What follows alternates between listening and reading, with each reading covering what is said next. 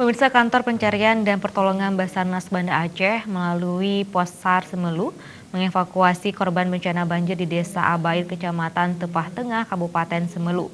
Banjir disebabkan curah hujan yang tinggi hingga merendam rumah dan pemukiman penduduk.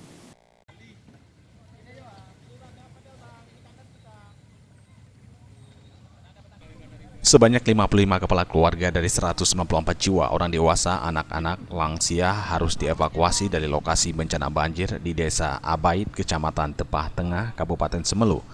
Dengan menggunakan perahu karet, tim Rescue Forsa Semelu mengevakuasi korban bencana banjir di lokasi yang lebih aman. Banjir tersebut diakibatkan oleh curah hujan yang tinggi dari menyebabkan debit air meningkat dan merendam rumah warga.